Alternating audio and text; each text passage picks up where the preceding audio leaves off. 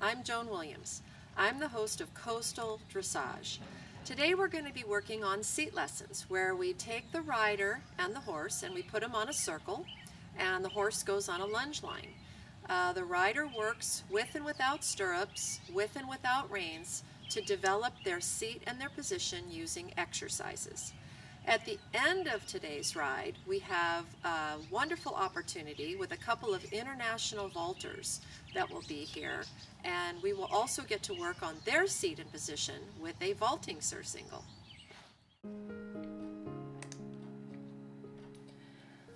The beginning of every lunging session requires that we warm the horse up and make sure it's going to be safe for the rider to get on. We want to make sure that the horse's muscles are supple and loose, that we've done walk, trot, canter both directions. And when it looks like the horse is settled, we can then ask the rider to mount. We only want to use a horse that is really seasoned at accepting the rider's weight up there. What's nice about being able to help a rider on a lunge line is that you can sometimes take their reins away, sometimes you can take their stirrups away, and sometimes both. You can target helping the rider feel the following motion. You can help the rider sit more centered in the saddle. You can work on their positioning, whether laterally, side to side, or longitudinally, front to back. It's a very, very good exercise for the rider to feel small details on the horse that you're looking for them to feel.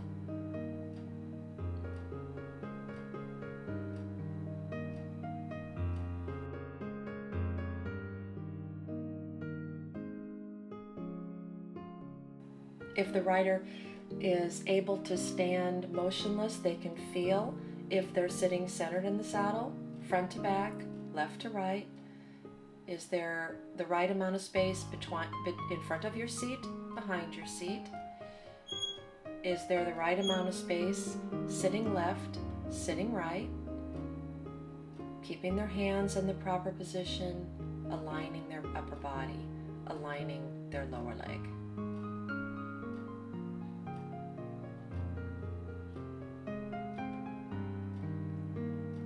This is also very good as it teaches the horse's patience.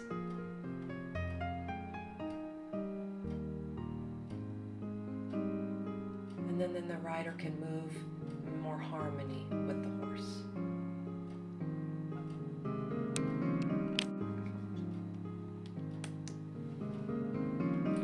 Lunge lessons can be really beneficial for riders of all levels. It takes quite a bit of knowledge and experience to lunge a horse and teach a rider at the same time. The instructor needs to be able to keep the horse safe, keep the rider safe, keep the horse going correctly, and produce the right amount of energy for the rider. At the same time, she must be able to evaluate the student's riding, give when appropriate the proper exercises, and address the rider's needs, both mental and physical. The rider's safety is completely in the hands of the trainer. Safety needs to be the number one thing that you think about when you're lunging a rider. The instructor needs to be aware of safe and proper lunging procedures as well as the environment. Horses can sometimes spook or shy at nearby horses or rattling trucks that are entering their vision or hearing. Lunge lessons are great to build a rider's confidence. They improve suppleness in the rider, relaxation in the rider. It helps the rider follow the horse's movements. It will also help improve the rider's balance, security, and work toward a more proper, correct position.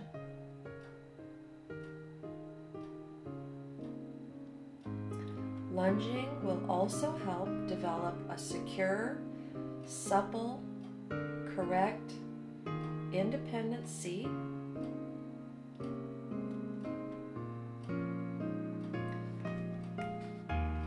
It's useful for students of all ages. You need a suitable horse. The instructor needs to be sufficiently skilled, and the length and the demands of the lesson need to be appropriate for horse and rider.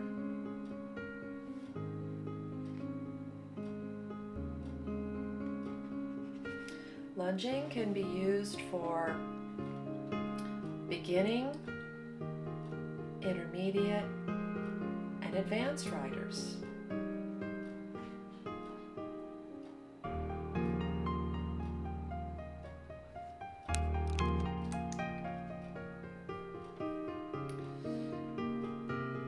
As the centrifugal force moves the rider's body either in or out, the instructor tries to help the rider using words and visual techniques to align their body more properly. They can talk about the following if they want the rider's hips to swing through a little more, making an oval shape. They can talk about the amount of contact that they might feel in the reins or a steadier hand position. They might talk about the alignment of the rider's upper body, the position of their lower leg.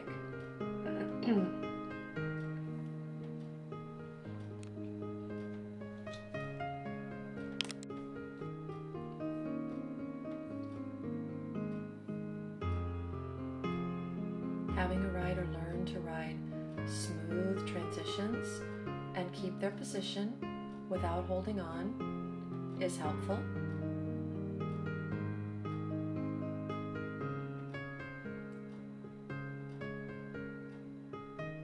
Aligning their body, feeling their sit bones, sitting on the horse's back, moving in time with the horse requires concentration and really focused effort. Relaxing one's back will allow the horse to stretch a little more downward, forward, outward. Maintaining a vertical dynamic bounce allows the rider's hips to move in time with the swinging horse's back. All riders work to stretch their leg position so that they can work to maintain a more correct ear, shoulder, elbow, hip, heel alignment. The instructor can stand and pivot on their inner leg or make a small semicircle moving in time with the horse. When lunging for vaulting, it's ideal to stand and pivot on the inner leg.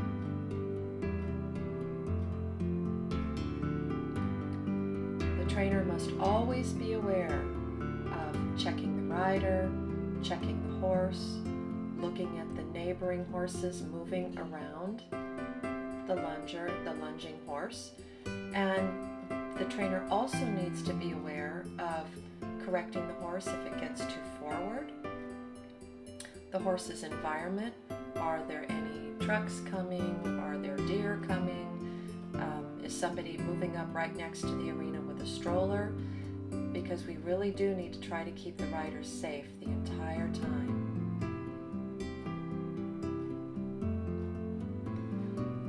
There are wonderful exercises that we can use to help the horse and rider.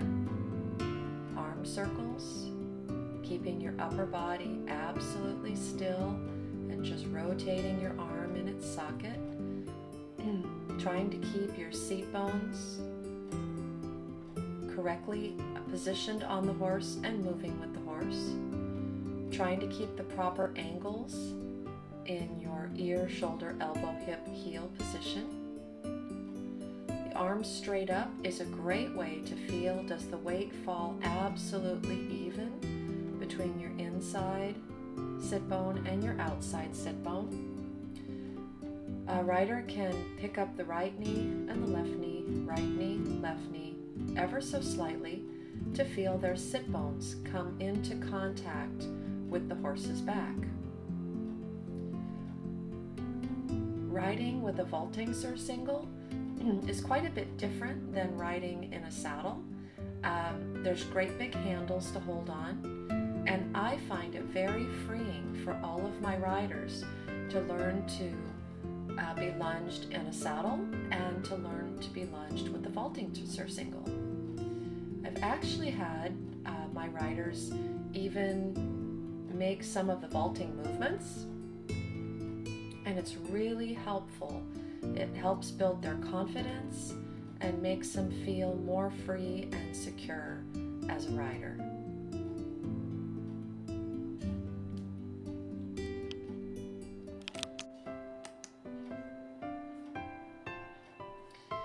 It takes a lot of trust on the part of the rider to trust the trainer and to trust the horse. I only use very seasoned horses for seat lessons. I really take serious the fact that these riders are basically entrusting their lives and their safety to me, and I only use horses that I know are going to be reliable through practice and training.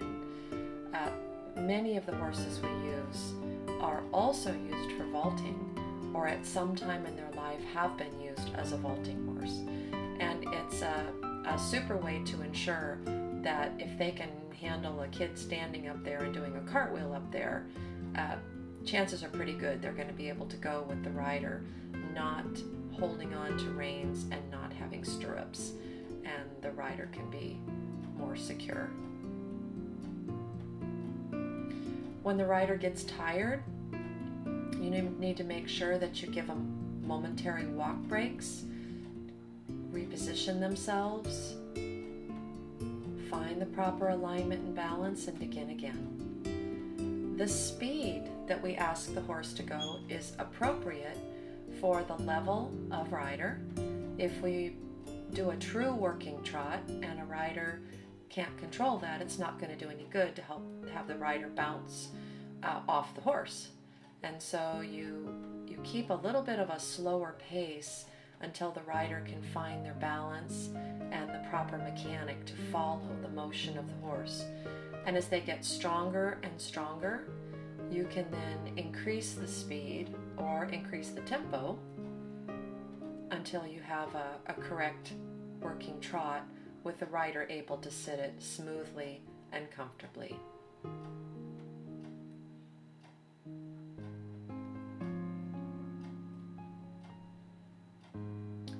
Exercises to develop the seat and position, as well as breaks where the rider can hold back on again and reposition themselves, as well as actual breaks where you bring the rider back to the walk and let them recover, are super helpful.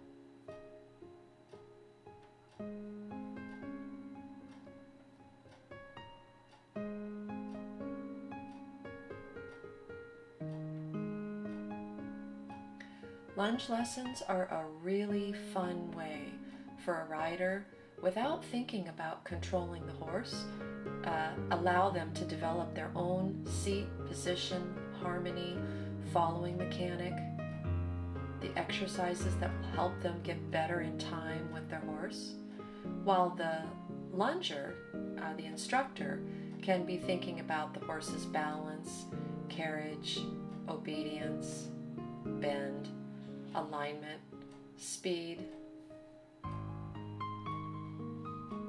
and basically can control the horse on the circle so that the rider can do deep practice and focus on their own weight and seat and position.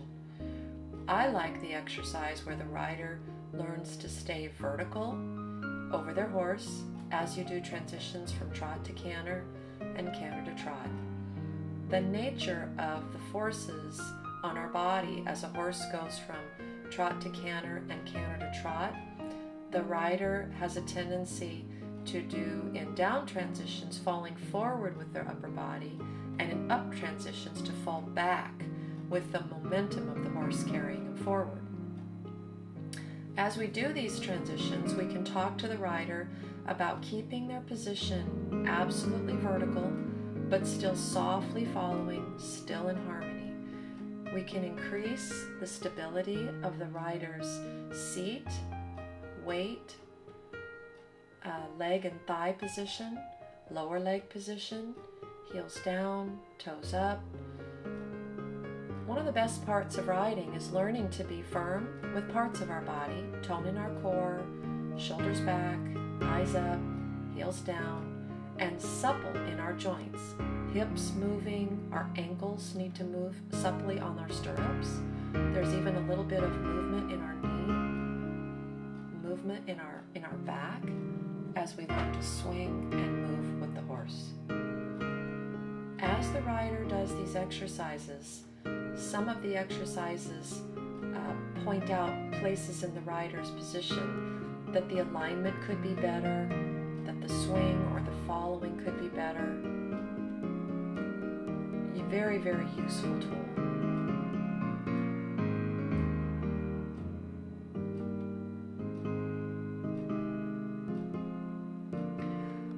I also like teaching students, when appropriate, to ride with a cup of water in their hands.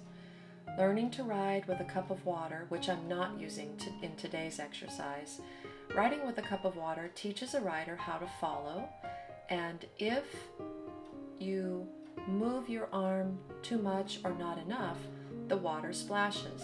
It's a bit like the egg and the spoon. If you're running along and trying to keep an egg in your spoon, you need to absorb the motion of the running in your body so that that spoon and that egg can stay very level and quiet with the earth. This is what the hands and the elbows and the wrists and the shoulders of the rider must do. They must absorb the motion created and still their hands so that no water splashes out of the cup. If you do this every day for a week, whether on a lunge line or riding with a rein bridge where you're riding with your reins in one hand and your hands are crossed over, the reins are crossed over and you hold the reins in one hand and you can steer the horse with your seat and leg and weight aids in one hand. You can hold the cup of water in the other and you can switch hands. You must also desensitize the horse to the cup of water. Sometimes the splashing water can frighten a horse, and so you want to make sure that the horse is going to be really comfortable with if the water spills out and splashes on their withers. You want to make sure that they're comfortable with that before you put a rider up there, either on their own or with a rein bridge or on the lunge line. We work with many different types of riders and many different types of horses, and it's using exercises that are appropriate to develop one's seat and position.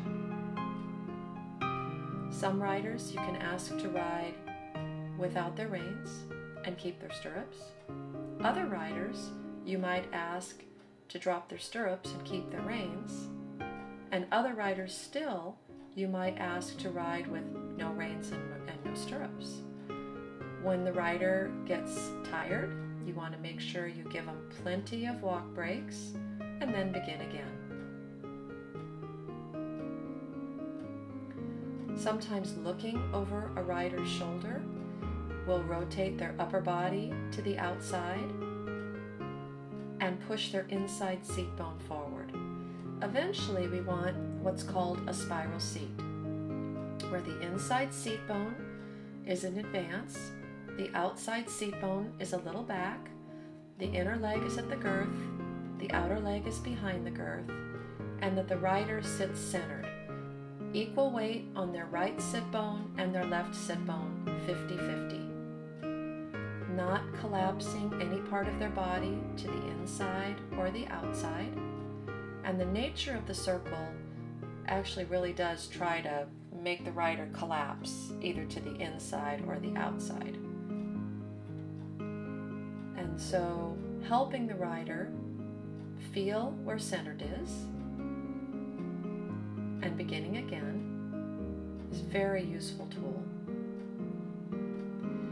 The upper body of the rider, to finish off the spiral seat, would rotate slightly into the circle so that when finished, our hips match our horse's hips, our shoulders match our horse's shoulders.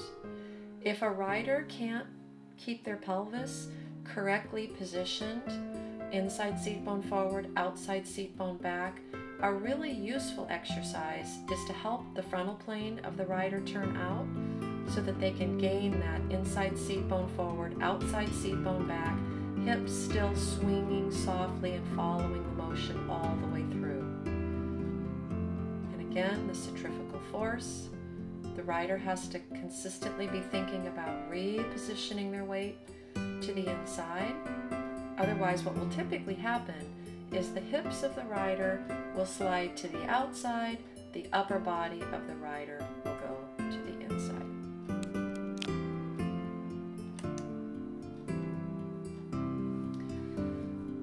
When we're lunging for vaulting, we start with a proper warm-up for the horse with no vaulter. When that is complete, we do a horse warm-up where the vaulter makes movements on the horse, and we just confirm that the horse is going to be relaxed and confident as the rider moves around. The focus of the vaulter at this moment in time is not really thinking about vaulting for themselves and improving their own technique, but just confirming that the horse is relaxed, that it moves over the ground in a clear and steady rhythm, accepting contact with the side reins, a bend on the circle, tracking around the circle, neither speeding up nor slowing down. The proper warm-up for a horse and the proper warm-up for a vaulter on the horse to begin the work can vary, but you want to confirm with your eyes every day that the horse is comfortable and confident. So I'm very fortunate in my career to have been involved not only with dressage but with vaulting. Our daughter was a wonderful vaulter that got to travel the world and vault as a result of a benefactor, Phoebe Hurst Cook, who provided the funds to send the team to Europe on numerous occasions as well as around the United States. And vaulting really helped improve her seat and position. Through my connection with vaulting all those many, many years ago, I have developed a working relationship with some of the clubs, Woodside vaulters in particular. So I have an opportunity to teach the lungers and help the lungers have better harmony with the horses, and work occasionally with some of the best vaulters in the world.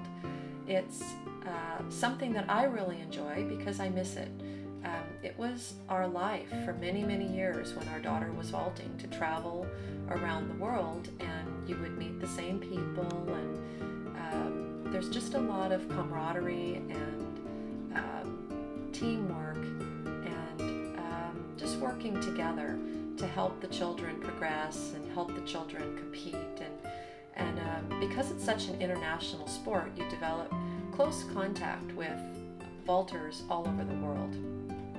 So even the best vaulters in the world that are at the top of their game are continually working on following their harmony, their stretch. They cross-train. They do gymnastic exercises. They work on balancing. They work on diet, exercise, conditioning. The vaulting horses in some of the best teams in the world don't just get vaulted on 5 days a week. They're vaulted on maybe 2 or 3 days a week, and they get cross-trained. They go out on trails, they do cavaletti work and grid work, sometimes they do some jumping. One of the things I try to limit is flying changes on the vaulting horses as we do dressage, and I teach a lot of the riders, a lot of the lungers, how to do dressage on the horses. We do try to stay away from the flying changes because the horse can actually throw a flying change in the vaulting arena, and we don't want that. The horses get superb medical care. They get conditioning. They get special diets that are formulated for each horse's health, nutrition, and energy level. The horses get massage and chiropractic care, and it's a really very holistic approach for the vaulter and the horse to be some of the top athletes in the entire world. Requires focus, dedication, concentration, and there is a component for each one of the team: the vaulter, the lunger, the coach, the massage therapists, the veterinarians, the nutritionalists.